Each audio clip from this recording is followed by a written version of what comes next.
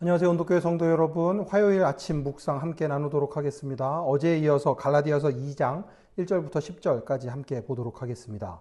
제가 세 번역으로 선포합니다. 그 다음에 14년이 지나서 나는 바나바와 함께 디도를 데리고 다시 예루살렘으로 올라갔습니다. 내가 거기에 올라간 것은 계시를 따른 것이었습니다. 나는 이방 사람들에게 전하는 복음을 그들에게 설명하고 유명한 사람들에게는 따로 설명하였습니다. 그것은 내가 달리고 있는 일이나 지금까지 달린 일이 헛되지 않게 하려고 한 것입니다. 나와 함께 있는 디도는 그리스 사람이지만 할례를 강요받지 않았습니다. 몰래 들어온 거짓 신도들 때문에 할례를 강요받는 일이 있었던 것입니다. 그들은 우리를 노예로 만들고자 하여 그리스도 예수 안에서 누리는 우리의 자유를 엿보려고 몰래 끼어든 자들입니다. 우리는 그들에게 잠시도 굴복하지 않았습니다. 그것은 복음의 진리가 언제나 여러분과 함께 있게 하려고 한 것입니다. 그 유명하다는 사람들로부터 나는 아무런 제한도 받지 않았습니다. 그들이 어떤 사람들이든지 나에게는 아무 상관이 없습니다. 하나님께서는 사람을 겉모양으로 판단하지 않으십니다. 그 유명한 사람들은 나에게 아무런 제한을 하지 않았습니다.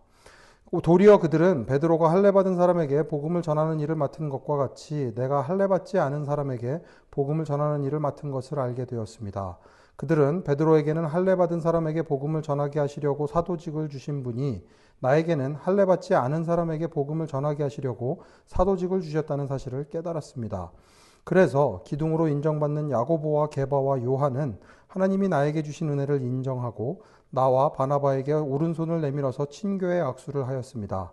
그렇게 하여 우리는 이방 사람에게로 가고 그들은 할례받은 사람에게로 가기로 하였습니다.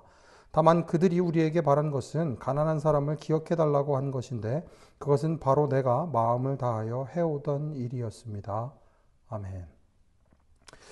바울이 이제 바나바와 함께 디도를 데리고 예루살렘으로 올라가게 되었습니다. 그곳에서 이제 사람들을 만나게 되는데 왜 사람들을 만나야 하는가 하면 디도가 그리스 사람인데 할례를 강요하는 사람들이 있었기 때문에 그렇습니다. 어제 말씀드렸던 이야기의 연장선상입니다. 복음이면 충분한데 복음이면 충분히 자유를 누릴 수 있는데 그걸로 충분하지 않다. 할례를 받아야 된다. 할례를 받는 것뿐만 아니라 유대교의 율법을 다 지켜야 된다라고 주장하는 다른 복음을 전하는 사람들이 있었습니다. 그러니까 그 사람들에게 정확하게 어떻게 이야기를 해야 되는지 상의를 하기 위해서 이제 사람들을 만나러 간 거죠. 그런데 우리는 그들에게 잠시도 굴복하지 않았습니다. 복음의 진리가 언제나 여러분과 함께 있게 하려고 한 것입니다. 5절에서 바울이 이렇게 이야기한 이유는 무엇인가 하면 진리를 가지고 있는 복음, 그 복음이 가지고 있는 힘이 있기 때문에 이런 다른 복음들, 거짓된 복음들에 넘어가지 않았습니다. 라고 이야기를 하는 것입니다. 우리도 이렇게 살아야 합니다. 바울처럼 살아야 합니다. 그 단순한 복음, 진리의 복음, 능력의 복음을 가지고 능력의 복음이 아닌 것들을 이겨내며 살아가야 합니다. 이겨낼 수 있습니다. 하나님께서 그 힘을 주시기 때문에 그렇습니다. 그런데 놀라운 것은 이런 일들에 대한 다른 사람들의 반응이 아주 놀랍습니다. 그 유명하다는 사람들, 그리스도인으로서 유명한 하나님의 예수 그리스도의 사도로 부르심을 받은 그 사람들은 아무런 제한도 하지 않았습니다. 7절, 도리어 그들은 베드로가 할례받은 사람에게 전하는 일을 맡은 것과 같이 내가 할례받지 않은 사람에게 복음 전하는 일을 맡은 것을 알게 되었습니다. 8절, 그들은 베드로에게는 할례받은 사람에게 복음을 전하게 하시려고 사도직을 주신 분이 나에게는 할례받지 않은 사람에게 복음을 전하게 하시려고 사도직을 주셨다는 사실을 깨달았습니다. 당시의 유대인들은 이방인들과는 함께 먹지도 않을 정도였습니다. 그런데 자기가 가지고 있는 그 틀을 벗어난다는 것은 굉장히 어려운 일이었을 것입니다. 불가능한 일입니다. 그런데 그 일이 가능해지는 일이 있었습니다. 그게 무엇인가 하면 예수 그리스도의 복음이었습니다. 주님의 그 놀라운 은혜, 예수 그리스도의 십자가 보혈의 은혜를 맛본 이들은 자기가 가지고 있는 한계를 넘어서서 이방인들에게도 그 은혜가 전해지기를, 그가 어떻게 전해질 수 있을지에 대한 것들을 고민하고 그것에 대한 결단을 내릴 수 있었던 것입니다. 그래서 9절이 되게 중요합니다. 기둥으로 인정받는 야고보와 게바와 요한은 하나님이 나에게 주신 은혜를 인정하고 나와 바나바에게 오른손을 내밀어서 친교의 악수를 하였습니다.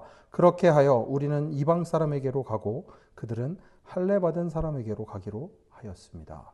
하나님의 놀라운 뜻이 이루어지는 것을 볼 수 있습니다. 자기 자신이 가지고 있는 틀을 넘어서 하나님의 마음을 품고 하나님의 마음이 있는 이들에게 나아가는 모습을 볼 수가 있습니다.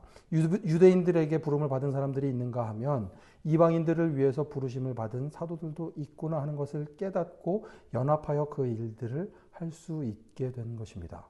그리스도인이 이렇기 때문에 무섭습니다. 자기가 가지고 있는 틀을 넘어서 화해를 할 수 있기 때문에 하나님이 원하시는 일들을 해낼 수 있기 때문에 그게 우리의 능력이 아니라 나의 능력이 아니라 하나님께서 우리에게 주신 능력이기 때문에 예수 그리스도께서 십자가에서 이루신 그 놀라운 복음의 능력 때문에 우리가 그 일을 할 수 있는 것입니다. 그러면 그렇게 손을 잡고 우리가 해야 할 일이 무엇인가? 10절. 그들이 우리에게 바란 것은 가난한 사람을 기억해 달라고 한 것인데 그것은 바로 내가 마음을 다하여 해오던 일이었습니다. 이방인이나 유대인이나 마음을 써서 해야 하는 것, 가난한 사람들, 소외된 사람들, 힘없는 사람들에게 신경을 써주는 것입니다. 그들과 함께 살아가는 것입니다. 그들의 삶을 돌보아 주는 것입니다. 우리는 그 일을 위하여 부르심을 받았습니다. 저는 온도교회가 그 누구보다도 이 일을 위해 이 일을 잘할 수 있도록 부르심을 받은 사람들의 모임이라고 생각합니다.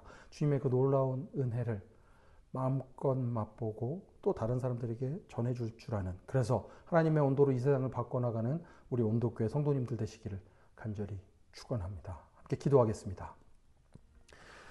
하나님, 복음의 능력을 다시 한번 깨닫습니다. 복음의 능력 없이는 저희들이 저희 자신을 넘어서서 연합할 수 없음을, 저희가 너무나도 다름을 주님 저희들 고백합니다. 하지만 그 다름이 오히려 힘이 될 수 있도록, 능력이 될 수 있도록 하나님 저의 삶을 인도해 주시고 이끌어 주시니 감사합니다. 주님의 그 은혜에 감격하여 감동하여 또 다른 이들에게 은혜를 전하여 주는 그 삶을 살아내는 저희들 되게 하여 주시옵소서. 모든 말씀 예수님 이름으로 기도합니다. 아멘. 오늘도 연합하여 하나님의 온도로 세상을 바꿔나가는 온도교회 모든 성도 여러분, 오늘도 샬롬입니다.